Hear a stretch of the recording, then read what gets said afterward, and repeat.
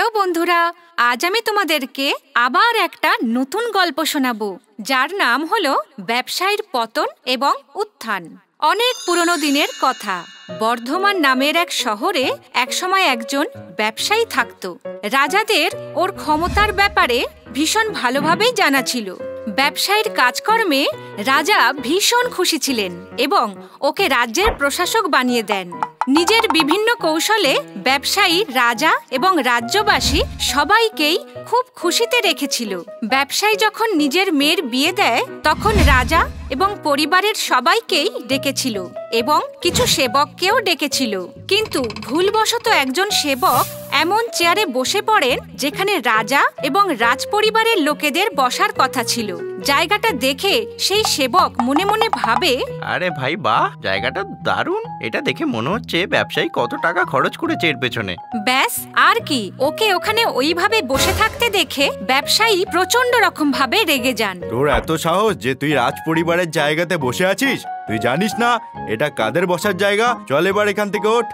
আরে ভাই, এই জায়গাতে কি কারোর নাম লেখা আছে? এই জায়গা তো অতিথিদের সবার জন্য, তাই আমিও ভাবলাম আমিও একটু বসে দেখি কেমন লাগে। এটাই কি আমার ভুল ছিল? তো তুই কি দেখতে পাচ্ছিস না বাকিরা কোথায় কিভাবে বসে আছে, যে তুই এখানে এসে বসে গেলি আবার মুখের ওপর জবাবও দিচ্ছিস? এই বলে রাগের মাথায় ব্যবসায়ী সেই সেবককে একটা ধাক্কা মেরে দেয় এবং এই দেখে সেখানে উপস্থিত অন্যান্য অতিথিরাও সেই সেবকের উপর হাসতে থাকে। সেবকের এতে খুব খারাপ লাগে এবং সে ব্যবসায়ীকে শিক্ষা দেবে বলে মনস্থির করে নেয়।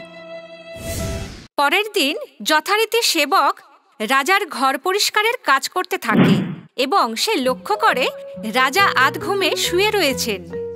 পরক্ষণেই সে রাজার দিকে এগিয়ে যায় এবং রাজার কানের কাছে গিয়ে আস্তে আস্তে বলতে থাকে, ওই ব্যবসায়ীর এত সাহস যে ও রানীর গায়ে হাত দেয়, তার সাথে খারাপ ব্যবহার করে। এই শোনা মাত্রই রাজার ঘুম হঠাৎ ভেঙে যায় এবং সেবককে সে জিজ্ঞেস করে, এক্ষুনি তুমি যেটা রানী সম্বন্ধে বলছিলে সেগুলো কি সব সত্যি? আমাকে ক্ষমা করবেন মহারাজ, আমার কথার ওই মানে ছিল না। আমি আপনাকে কোনো কিছু বলতে চাইনি। আমার কাল রাতে ভালো করে ঘুম হয়নি, তাই আমি মনে মনে ভুলভাল বকছিলাম। আমাকে ক্ষমা করুন মহারাজ। সব শোনার পর রাজা সেই সেবককে কিছুই আর বললেন না, কিন্তু সেবকের কথায় রাজার মাথার মধ্যে সন্দেহের বীজ তৈরি হয়ে যায়। মহারাজ রাজদরবারে ব্যবসায়ীর আসা যাওয়ার ওপর লাগাম বসিয়ে দেন। এরপর একদিন যখন ব্যবসায়ী রাজদরবারের দিকে আসে, সাথে সাথে রাজার সেবকরা তাকে রাস্তাতেই আটকে দেন। তখনই সেই সেবক প্রতিশোধের জ্বালায় সেখানে দাঁড়িয়ে তার মজা নিতে থাকে এবং অন্যদেরকে বলে, আরে দাঁড়াও, ওনাকে আটকেও না, উনি রাজার খুব প্রিয় পাত্র। ওনাকে যদি আটকাও তাহলে উনি তোমাদেরকে রাজার দরবারের বাইরেও ফেলে দিতে পারেন, যেভাবে উনি আমাকে বিয়ের দিন বাইরে ফেলে দিয়েছিলেন। ওনাকে যেতে দাও। এই বলে সেই সেবক সেখান থেকে চলে যায় এবং ব্যবসায়ী ব্যাপারটা বুঝে ফেলে যে কি কারণে ওকে ওখানে আটকানো হচ্ছিল। সেবকের কথা শুনে ব্যবসায়ী পুরো ব্যাপারটাই এবার পরিষ্কারভাবে বুঝতে পেরে যায়। ব্যবসায়ী তখন সেবককে নিজের বাড়িতে ডেকে নিয়ে যায় এবং তাকে বলে, সেদিন রাতে আমি তোমার সাথে যা ব্যবহার করেছি তার জন্য আমাকে ক্ষমা করে দিও, আর কাল আমার বাড়িতে এসে দুপুরবেলা তুমি খেয়ে যেও। পরের দিন সেবক সেই ব্যবসায়ীর বাড়িতে যায়। ব্যবসায়ী তাকে খুব খাতির করে এবং মান সম্মানের সাথে তাকে ভোজন করায়। সেবকের কাছে ব্যবসায়ী ক্ষমা চায় আর বলে, আমি তোমার সাথে ভীষণ রকম খারাপ ব্যবহার করেছি, তার জন্য আমাকে ক্ষমা করে দিও। ব্যবসায়ীর কথা শুনে সেবক তখন তাকে বলে, আমি আগেই আপনাকে ক্ষমা করে দিয়েছি, আপনি চিন্তা করবেন না। আপনার হারানো মান সম্মান ফিরিয়ে দেওয়া আমার দায়িত্ব। আমি খুব তাড়াতাড়ি এমন কিছু করব যাতে আপনার হারানো সম্মান ফিরে আসে। পরের দিন রাজার শোয়ার ঘরে গিয়ে সেবক আবারও আস্তে আস্তে বিড়বিড় করে বলতে থাকে এবং রাজাও আধো ঘুমে শুয়েছিলেন।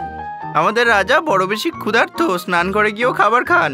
কথাটা কানে যাওয়া মাত্রই রাজার ঘুম এবার পুরোপুরি ভেঙে যায় এবং রাগের স্বরে তিনি সেবককে বলেন, মূর্খ সেবক, তোর এত বড় ক্ষমতা কি করে হয় তুই আমার ব্যাপারে এরকম কথা বলতে পারিস? তুই যদি আমার কক্ষে সেবক না হতিস এক্ষুনি আমি তোকে রাজমহলের বাইরে ফেলে দিতাম। রাজার মুখে এমন কথা শুনে সেবক এবার রাজার পায়ের কাছে গিয়ে পড়ে এবং তাকে বলে, মহারাজ আমাকে ক্ষমা করে দিন, আমি আমার ঘুমের মধ্যে বিড়বিড় করছিলাম। এরপর থেকে আমি এরকম আর কখনো করব না। এরপর সেবক রাজার কাছে ক্ষমা চায়। সেবকের কথায় রাজা তাকে ক্ষমাও করে দেয়। তারপর রাজা মনে মনে ভাবে, এ যদি আমার ব্যাপারে এরকম ভুল বলতে পারে তাহলে নিশ্চয়ই ওই ব্যবসায়ীর ব্যাপারেও ভুলই বলেছিল। এবং তারপর থেকে রাজা সেই ব্যবসায়ীকে আবার রাজদরবারে আসতে দেয়। ব্যবসায়ীকে তার পুরনো সম্মানের সাথেই তার আগের সমস্ত কাজও তিনি ফিরিয়ে দেন, যা সেই ব্যবসায়ীর হাত থেকে তিনি ছিনিয়ে নিয়েছিলেন। এইভাবেই তিনি সেই সেবকের সেই সমস্ত মান সম্মান আবার ফিরিয়ে দেন। তাহলে বন্ধুরা, এই গল্প থেকে আমরা এই শিক্ষা পাই যে আমাদের কখনোই কারো মুখের কথার ওপর বিশ্বাস করে কোনো সিদ্ধান্ত নেওয়া উচিত নয়, আর কখনোই কারো অপমান করাও উচিত নয়। যদি আমাদের ভিডিওটি আপনার ভালো লেগে থাকে তাহলে এটিকে লাইক করুন, চ্যানেল সাবস্ক্রাইব করুন এবং আমাদের কার্টুন শোজ সবার প্রথমে দেখার জন্য বেল আইকন প্রেস করতে ভুলবেন না।